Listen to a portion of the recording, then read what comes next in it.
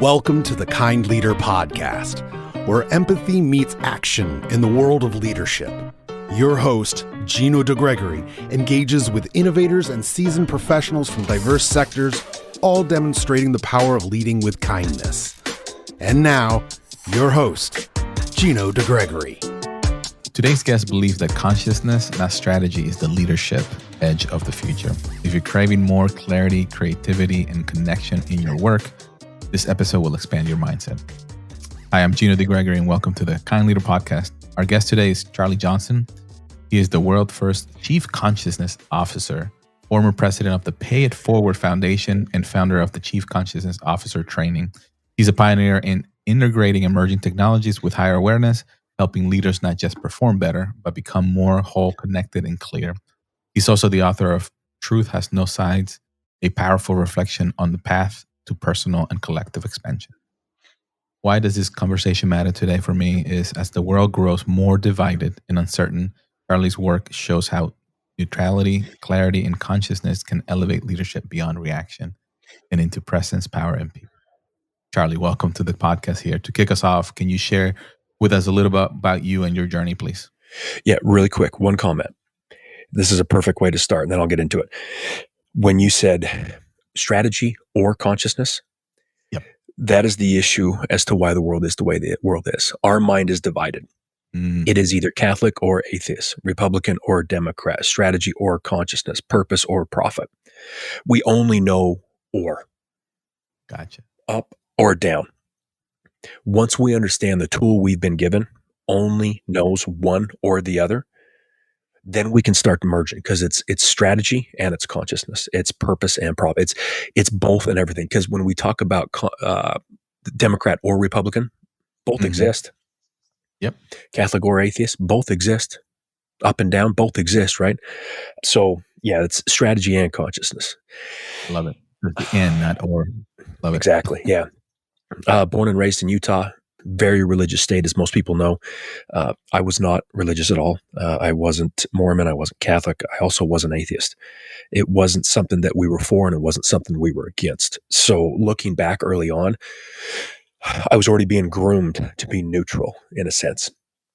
At the age of 16, I was offered a job, and I jumped at it because I never felt right as a kid. I mean, there was nothing weird. I always had friends. I had kids in high school that always took care of me. The older kids always took care of me. It was the weirdest thing in the world. But as soon as I got around adults, I really thrived. I loved being around the executives. I loved being around the office, asking questions, learning, being a sponge. Just that's how I was built. The CEO that took a chance on me and saw something in me at a very early age, she passed away very unexpectedly early into the business. That was a Saturday.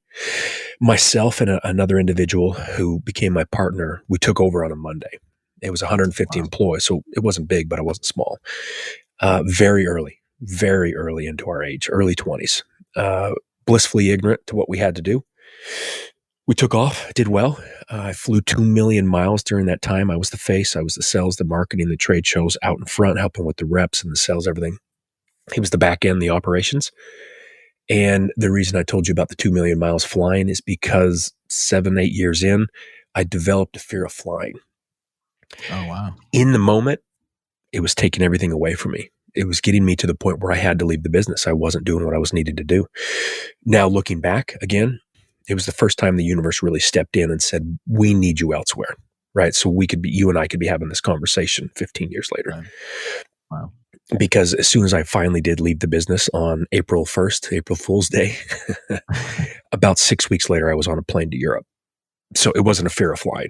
It was just the universe saying, we don't know exactly what, but we need you out of this business. We need you out of this comfort zone, because it was very comfortable. Wow. A lot of money, a lot of culture was great. Employees were great. There was nothing wrong. After that, I did what most people do. The for-profit world failed me, quote unquote. So I went and did the nonprofit thing. I jumped in board with the Pay It Forward Foundation, the famous one with the book and the movie. So again, a lot of flying around the world. So it had nothing to do with the plane. We got 130 plus countries involved, tens of millions of people, tons of millions of kind acts. It was my ego's way of trying to save the world. But with Pay It Forward, it was simple. And in another sense, it was neutral. Didn't matter your color skin, didn't matter your race, didn't matter your religion, didn't matter your politics. You could do something. You could hold a door open. You could buy a coffee. You could, whatever it was. And I loved that you would do something for someone, and then instead of returning it, you would ask them to do it for someone in the future. So that was great. But during that time, I was doing probably what you and every one of your listeners do in your late 20s, early 30s. You do self-development. Yeah. You want to get better. I was crossing paths with the normal people, my friends and people I knew, coaches, leaders, consultants, and every one of them couldn't help me. They even told me that. They're like, we can't help you. I was like, wow. Okay, so what's wrong with me?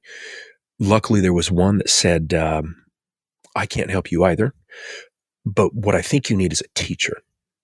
So I was like, well, okay, I didn't go to college. So did you want me to go back to college, or what kind of teacher are you talking about? Because I had not only was I not religious, but I wasn't spiritual. I had no clue about any of that stuff. Right. She said, no, like a spiritual teacher. Okay.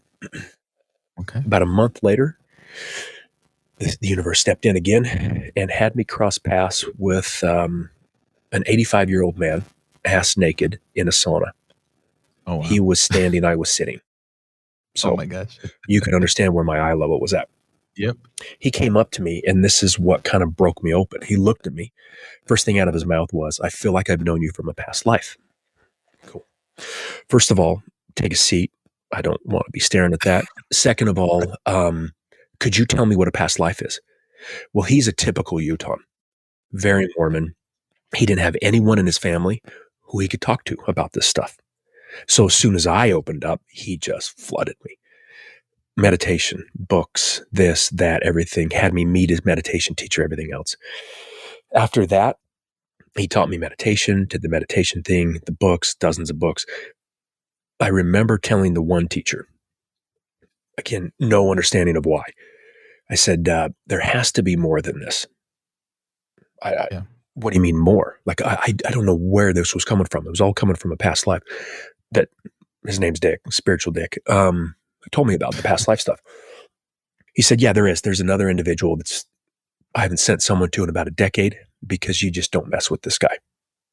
You just do not mess with this human being. You don't waste his time. It's not good. I was like, well, you were 3 months out when I came to see you, and I came up the next day and forced you to teach me. So do you think I'm going to be like, I'm not going to waste his time. I'm going to push. Yeah. It's like, okay, cool. Right. Because this is my business sense. Like, push, I'm going to figure this out, train, but that's not how the spiritual path works, but that's how I went about it. Right. Well, I had a picture. Yeah, total control. I had a picture of Steve Jobs on my phone because I was the business guy. I just got done reading the Walter Isaacson book. Really enjoyed Put Your Dent in the Universe. Right. When I walked up to this guy, my current teacher, the new guy's house, and he opened the door, he was a spitting image. Same light beard, same shaved head, same round glasses, same skinny build. So I was like, oh, okay. I'm not looking for Steve Jobs. I'm looking for this guy. Yeah. No frame of reference again. I looked at him and said, whatever you tell me to do, I'm going to do. So he had me learn higher levels of meditation. He had me read every book you could possibly think of. Popular books, all the religious books that very few people have read. But here's the difference. Most teachers are trying to teach you something. Right. He is the type that people would leave their families for and move to India. Oh my gosh. He stripped it all away. He was having me read this information for me to get to the point in the future that I said, holy wow, everything's the same. Every religion, every God, every political view, every conflict, everything that creates division, every time someone argues over something, every side's coming from the same source. It's all the same. Heads and tails of the coin, which one's better? My question always was, where'd the coin come from? I didn't care about heads or tails. Because any logical person like you, I would ask, what's better, heads or tails? They would say, well, it's the same. It's the same thing. So he got me to the point to remove the conditioning and the bias. And because of my background, I didn't really have a lot of stuff to strip away. So that's where this position really comes from. Because you talked about it in the intro. Right. Neutral. In a very divided, polarized world, neutrality is the next power, the next superpower, the next thing that we absolutely need because we've never tried it. Neutrality, the next superpower. I like that. Okay. Beautiful. Well, congratulations. I mean, what a story, what a journey there, and definitely looking forward to kind of diving in a little bit more into some of the things that you just mentioned. I have a lot of questions on that, Good. the personal questions as well as questions that I think our audience is going to appreciate. But before we get into it, one of the questions I love asking my guests here is, what does being a kind leader mean to you? Authentic and doing what is necessary in the moment for the individual to be better. I understand the business needs to make a profit. I understand organizations need to continue to move forward. But a kind leader sometimes is not going to look kind. Right. A kind leader, to me, you bring out something in that individual they thought wasn't possible. Got it. Makes sense. I appreciate that. I love the authentic. It resonates well because that's what allows you to really build that trust with the other person you're working or communicating or building, right? Mhm. Because if you're not authentic, you're not being genuine, you're not really there to support that person, people can feel that energy, right? As you said, everything is energy, right? There you go. They can feel that. So when a leader with a smile on their face says, "We really appreciate what you do for us," and the employee looks at them and says, "No, you No, don't," you don't. because they can feel it. They can feel their bullshit meter with the shift of consciousness on this planet. The clarity that everyone has right now is higher than it's ever been, and you can't get away with anything anymore, which is great. Yeah. I love it. I love it. I feel it. Couple questions on before we go into kind of the bigger topics here. But you talk about you were afraid of flying. I'd like to kind of understand the universe was like telling you, okay, this is not for you. You need to go somewhere else. What changed for you? Because you say you were afraid of flying, and then after you left that job, the first thing you did, you went into, you took a flight. You said it wasn't that I was really afraid, but did you have to like navigate through that? And like, what did you do? I guess is what I'm curious on. So a question like that has an individual looking for an answer of why. We're always looking for why, right? Of course. Yeah. My answer, because of my understanding of the universe, consciousness, and how this works, why did the apple fall from the tree? Mm. It was just ready. Yeah. It doesn't fall from the tree a second too late or a second too soon. Right. So when it comes to the plane, I thought I was navigating through it. But what I've noticed with my things in the past is I'll have a fear of something and I realize it's trying to push me in a different direction. And then all of a sudden, it just pops like a bubble and goes away. Now I spent many years on the spiritual path thinking I had control over that, trying to heal myself and make things better. Right. And a great teacher that I love by the name of Adi Ashanti said the same thing about the apple. Yeah. Because so many people came to him and said, when will I understand my gut? When will I understand my intuition? When will I let go? When will I become enlightened? And he always said, he's the kindest person in the world. He always said, you will let go when you let go. Mm. Not a second too soon and not a second too late. Now, this spiritual path is a multi-10 billion people jumping on board, all the different modalities. That's all my book's about, is all the modalities I had. And I had a teacher that people would kill for. Okay. So I had access to all the high-level modalities, high-level teachers. And it was necessary in the moment, like an 8-year-old believing in Santa Claus. And then when you get older, you realize it's mom and dad, right? It's just part of the process. I needed to go through those steps because now I'm right back where I started.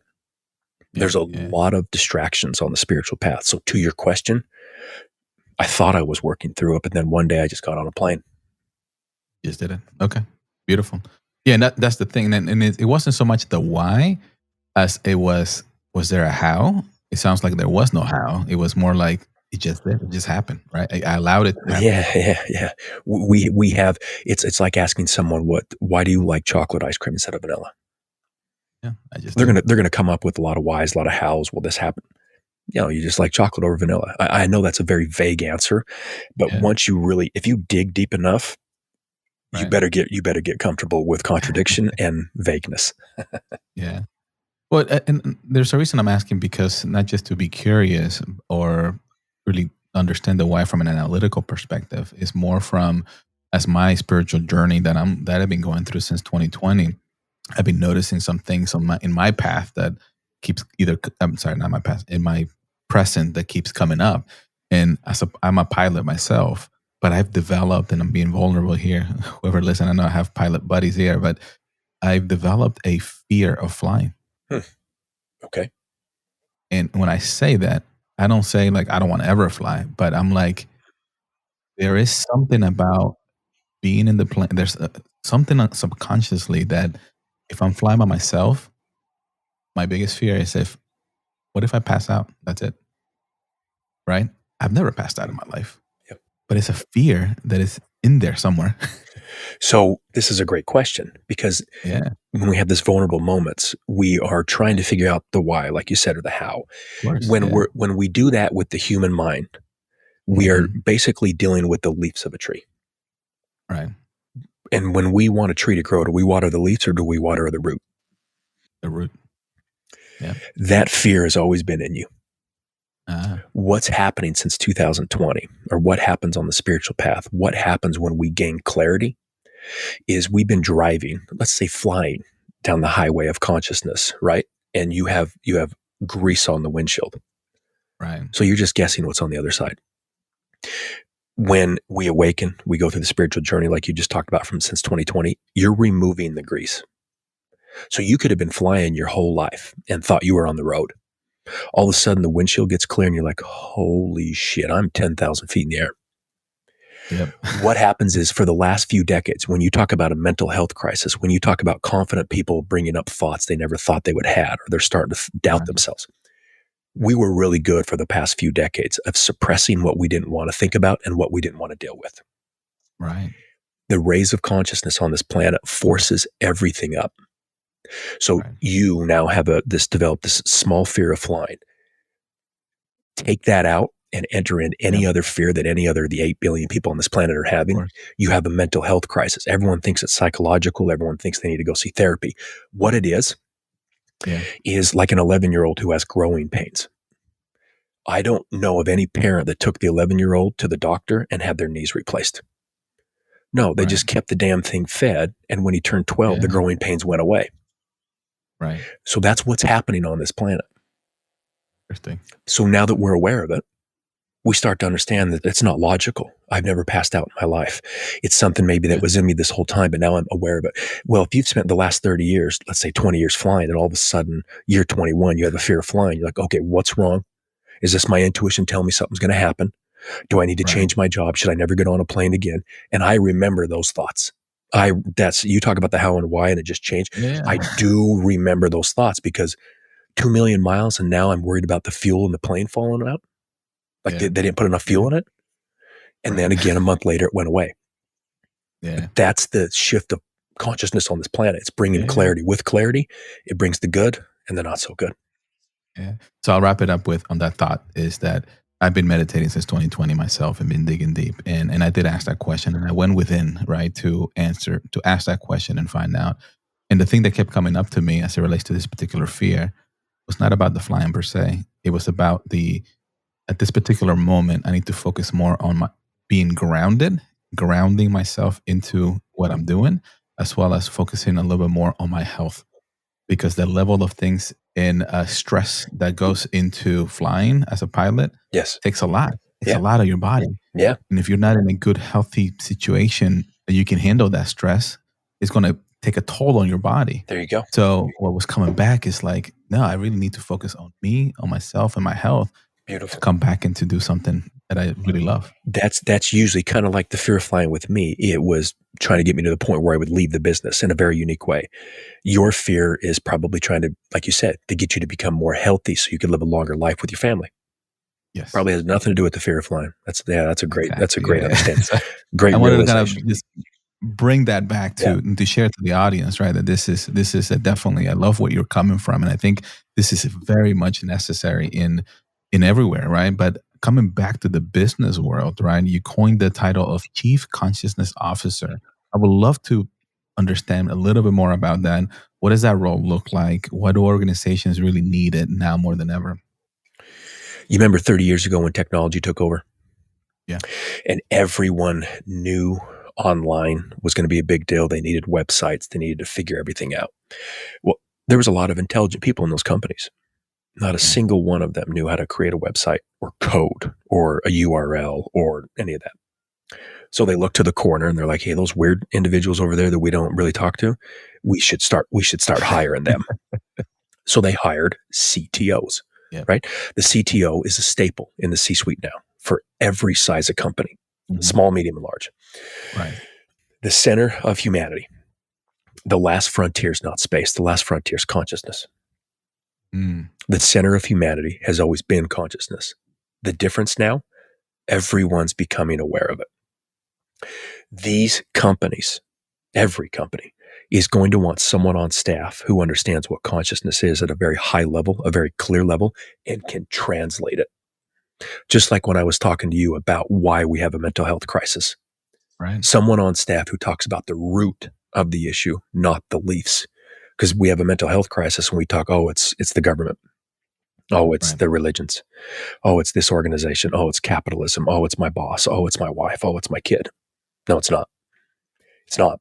This individual, to your key point in the introduction, is neutral. Mm. Now, to that point, since the beginning of humanity, we have always chosen sides. We've always been divided. We've always been conflicted. And at this point right now, I would assume you would agree, and so would your listeners, that we are more divided and conflicted than ever. 1,000%. Yeah. We have never had anyone on staff who is neutral, ever. You can say the chief people officer is, you can say HR is, that's fine. They do their best. They do incredible work. But I mean, no bias, no conditioning, completely neutral. Because if you're in the business long enough, you understand where someone stands. You know if they're Republican or Democrat, you know their religion, you know if they believe in God or not, which, again, I don't have a dog in the fight. Right. Right. Imagine the power of giving everyone within the organization, especially the executives, the full picture.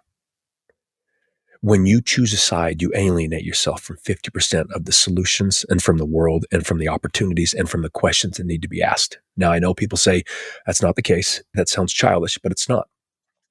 NASA did a study where they followed 2,000 kids.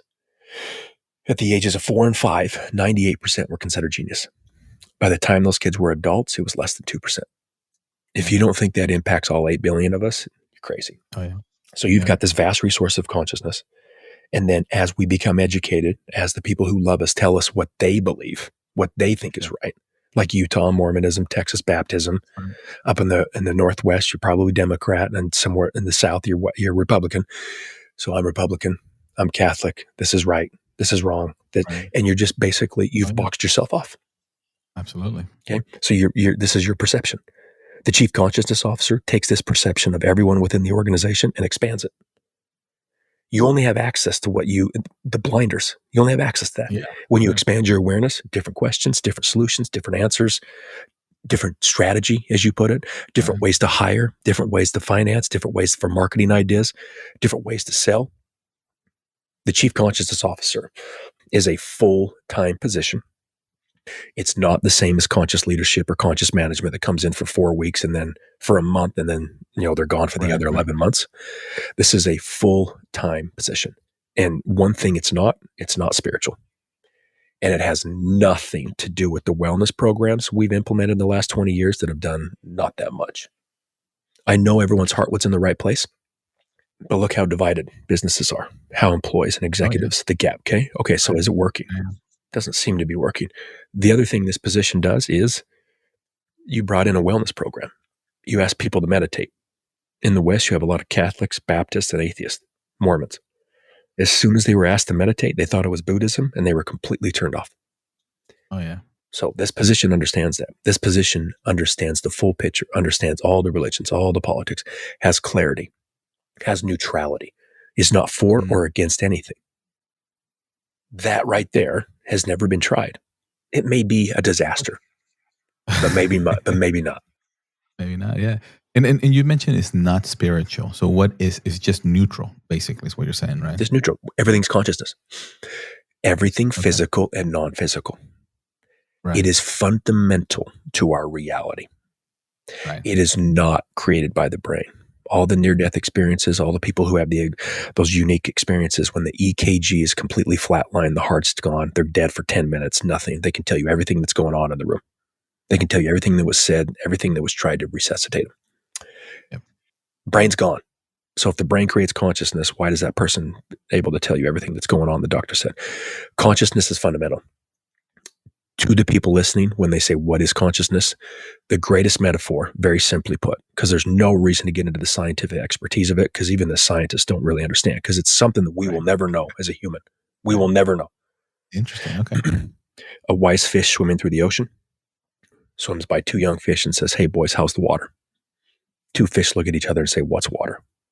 Yeah. That's consciousness. You and I, as we speak, we're swimming in it. Your listeners, as they listen to this, they're swimming in it. Your mind, your thoughts, your body, the stars, the planet, animals, the plants. It's all consciousness. Right. It's all No, that makes sense. consciousness. And I love that, and I get it. I've really been in. I would love to go deep into more of the spirit. This, I know it's not spiritual, but the spiritual side that I've been learning and going through that journey. But I do want to tie it to the business, add a little more analytical to that real quick. Mm-hmm. So it is neutral as a full-time position in the organization, reporting to the CEO or the leader or whatever, right? Mm-hmm. How do you measure that? Like, how do you measure success? How do you measure the impact that this role is making to the organization? So what we've done in the past is always ask that question, right? Yeah. How's it look? So what that question is always asked about retention rates, burnout, stress, right? Right. So we've never had more coaches and consultants talking about burnout and stress and retention. They've never been worse. We've never spent more money on obesity. We've never been more overweight. We have 10,000 books on happiness. We've never been so unhappy. So we are asking, if we keep going in that same direction, asking the same questions, asking about ROI, how do you measure this? That's all we've done since the beginning of humanity, and look where it's led. Okay, we need a drastic change. So if you want to talk about measurement, you will see division and conflict within the organization, within teams, within divisions, within employees and executives. You will see it drop.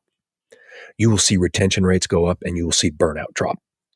Because what we're doing is, when you have a very limited perception, even like the executives do that have a 160 IQ and Harvard grad, Yale grad, whatever you want, that's a lot of pressure. Yeah. That's 80,000 thoughts. There's this vast resource. It's all being funneled into this tiny little perception. Right. You expand awareness. It's kind of like a release valve. You let every employee in the business know, at no matter what their level is, and I'm not saying level is intelligence, I'm talking about clarity. You let everyone know they have access to consciousness. You let them know that knowledge is structured in consciousness. They are consciousness. They have access to anything they want. It gives them a new sense of, I have access to this. Right. It's not just for the executives. It's not just for the powerful. It's everyone. You have access to it. Yeah. Everyone has access to it. So the ROI on this position, once they really start to see what happens, once they understand what happens when you expand awareness, it becomes a superpower for everyone within the organization. And this position will not have enough time in the day, because everyone will be vying for their time. Interesting. So how is it being done right now in organizations that you've been working with? I'm guessing that it's implementing this, because I see the value, right? And as a CEO, I'm trying, okay, how does this work? And I'll share a little bit some of the things that I'm doing here in a second, but I'm also wanted to kind of get some examples, if that makes sense. The CEO is looking for, maybe there's a crisis within the organization and they've got a very limited perception. If someone's in there with them, like I'm working with a guy who's taken on healthcare. I've got a guy who's working on some artificial intelligence stuff. I've got a soccer club. If you have a very limited perception and you've got a crisis, the same mind that creates a problem can't solve it. Right. Someone who comes in and expands your awareness and it has you asking different questions, looking at different solutions, giving them the whole picture and allowing them to at least have access to it. Right. What do you think is going to happen? Yeah. Truly. And again, we're continuously going to give me a specific example. That's all we've ever done. And for the last 10 to 15 years, what's the big thing right now? Conscious leadership, conscious management. There are tens of thousands of people working on this, and they're doing incredible work. They're very intelligent people. But my question always is one step deeper. How's it working? Right. I know they would have incredible testimonials. That's perfectly fine.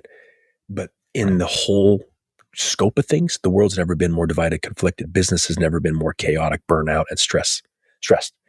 This position, very simply put, expands awareness of every C-suite, every mid-level manager, every customer service agent, every manufacturing operational person in the organization. My question to a CEO is, would you rather have a third grader as your employee or a fifth grader? They're always going to say fifth. They understand math better. They're more self-sufficient. They can take care of themselves. They're more intelligent. They're better communicators. That subtle shift at every level of the company is what this position does. Right. So it's bringing in an expansion of awareness. It's bringing in the team leaders like Ed and Susie. They both have great ideas, but both each other know where politically they stand. They just can't get along. So there's a stalemate. There's a bottleneck within that division because those two will not push back because they know that. And letting Ed and Susie understand that they're the heads and tails of the coin, that the both of them are the same and they're both causing the same division and conflict. Susie really believes Ed's the problem. Ed believes Susie's the problem. Bringing awareness to them that they're both the problem, that subtly shifts the individual and moves things along. Yeah. And again, this is different. My answers are going to be different. My answers may not make sense to your listeners because they have to be different. We have to have a different approach. We are in a crisis mode within business, politics, and everything on this planet. Oh, absolutely. No, I get it. I mean, it's like some great examples. And for example, in my organization, as part of my leadership team, we meet every week. And one of the things that I do is we start with a guided meditation that I lead. Nice. Beautiful. Where, 4 or 5 minutes, I'm trying to get us centered and put in the right intention from our own roles into what we want to discuss and solve. Beautiful. And that has allowed us to, it was uncomfortable at times, right? I mean, people are like, what is this? It's like, but it really centers us, right? It centers us to be in the now and put the right energy. And when I don't do it, myself included, I'm like all over the place and trying to it's just the energy is all over the place. And right now, when we do that, it kind of brings it in. So I get some of that. And at least I've been working personally on myself and kind of that consciousness. The other question that I was going to ask is, where does intuition come into this? Like, do you feel like, I don't want to say what's the difference between consciousness and intuition, but not comparing it, but I'm curious on your thoughts for intuition, because in my life, I've learned that I've been making a lot of decisions with my gut or my intuition in a way, right? And I also understand that I need to allow for things to happen, right? Where does intuition and consciousness kind of fall into play? Well, it's all coming from the same source. So intuition is a big thing nowadays. Coming from the gut is a big thing. And it's not a bad thing. It's not a good thing. Right. It's not wrong. It's a very powerful feeling that people have. But what we have to remember is, where is that intuition being filtered? It's being filtered through the mind, which is a divided tool, which has taken 98% of the kids and turned them into geniuses down to 2%. Yeah. So the more clear we can become, the more consciousness we can bring into the individual, the more clarity we can bring into an individual's life. The possibility of their gut instinct, their intuition filtering through the mind being correct skyrockets. Yeah. Because the intuition of a Republican is going to go against the intuition of a Democrat. Where we're missing, again, here's the world, because I hear these same questions all the time. I hear the same thing about intuition. I hear the same thing about gut instinct. I hear the same thing that we care about our kids, and I love this, and I want to leave the world better for the next generation. Both sides say that. And they've been saying that for a very long time. Look at the world. We have to bring in, this is divided, and we have to bring in levels of consciousness, levels of clarity into every part of the discussion. And we have to have answers like we just discussed. Because someone talks about intuition and they're going to talk about, this is what you should do. And intuition's really strong. And but again, the intuition's being filtered through this mind. Yeah. And if it's incredibly conditioned and biased and divided, and this way, and Susie doesn't like what Ed says, and then the intuition comes up and Ed looks at it and says, that's completely wrong, Susie. Susie's going to start doubting that. The more clear we can get the guided meditations, when you talk about every week, the more clarity we can bring to the organization at every single level. A lot of conscious leadership and conscious management only focuses on the executives, and it's very difficult for it to trickle down to the employees. Right. Once we bring awareness to a podcast like this, to someone answering questions differently, like I am, that's where at least the seed is planted. Kind of like the 4-minute mile. 4-minute mile was impossible. Someone ran it, and then everyone started running it. Exactly. So if you ask about intuition and I answer the way I do, then it brings awareness to people. Next time they have an intuitive solution and something pops up in their intuition, they're going to be aware of it. They're like, okay, let me think about this a little bit. Yeah. How do I expand how do I strengthen my intuition, but how do I expand my clarity so when my intuition comes up, there's a higher percentage of it being correct, and I can trust it. Yeah. And I can understand it. That's the big thing. Yeah. Intuition is a huge thing. Intuition, our thoughts come out of nowhere. The intuition comes out of nowhere. There's so much coming out of places we don't know.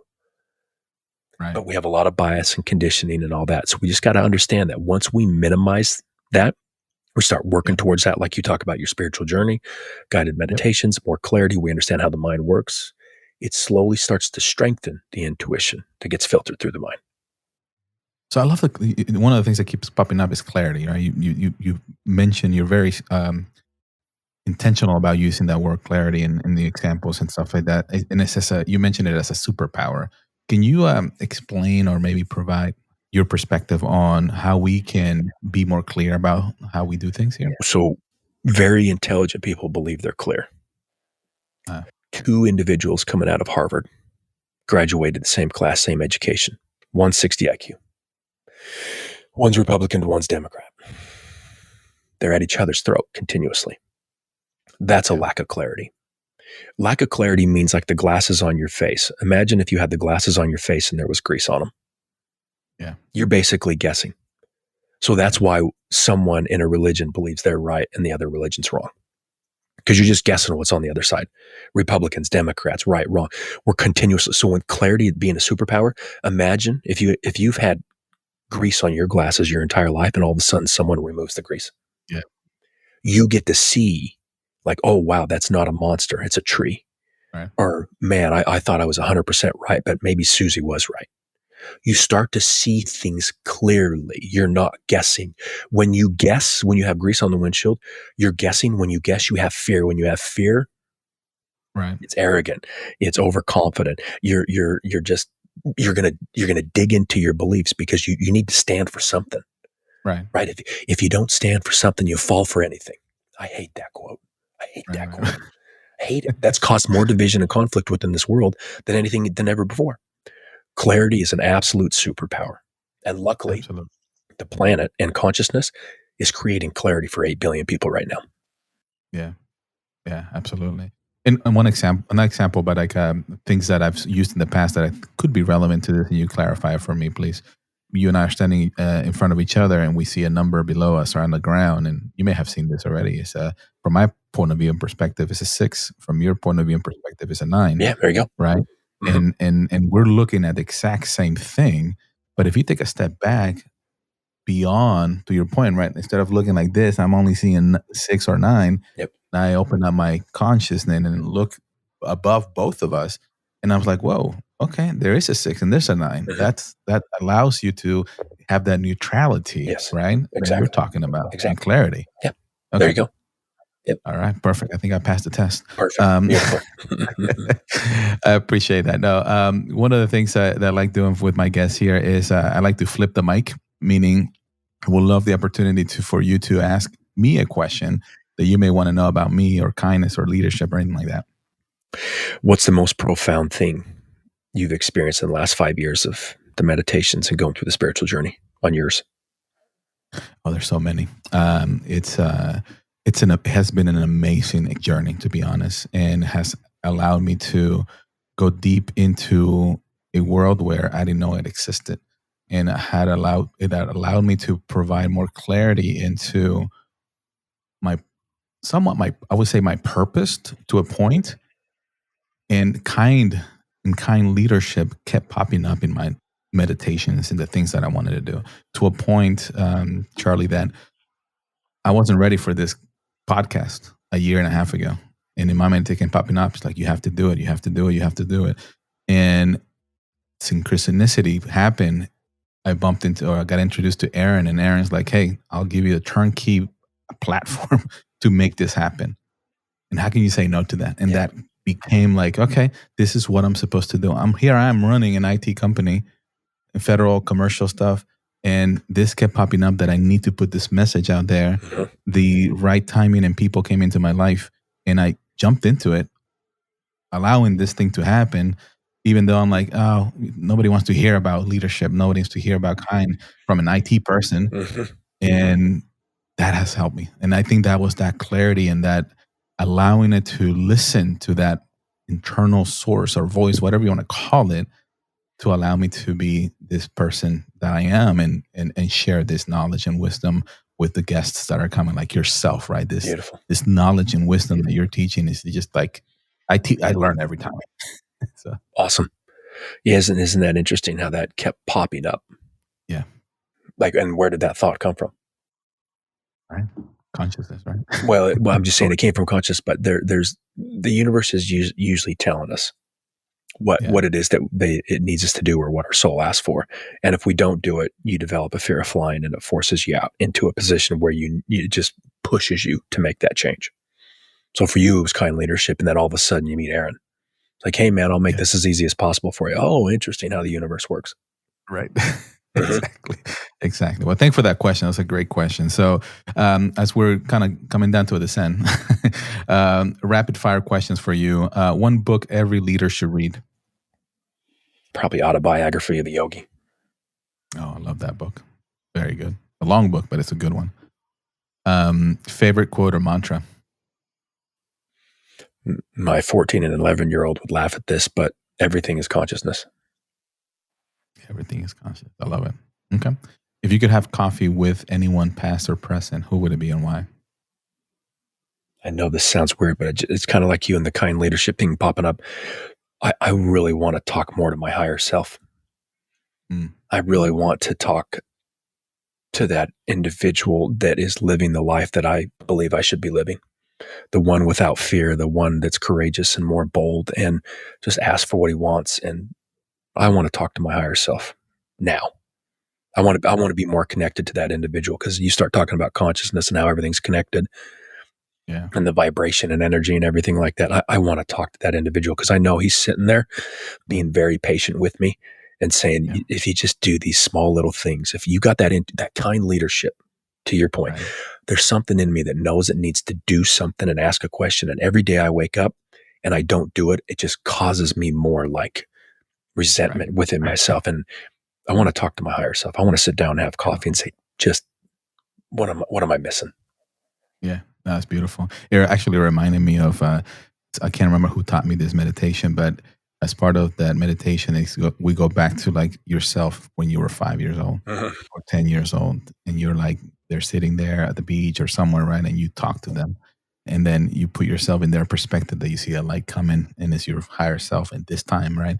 And then you flip it and then you go, when you're 100 years old, that 100 years old person is coming to you and that's your, higher self. What is it telling you?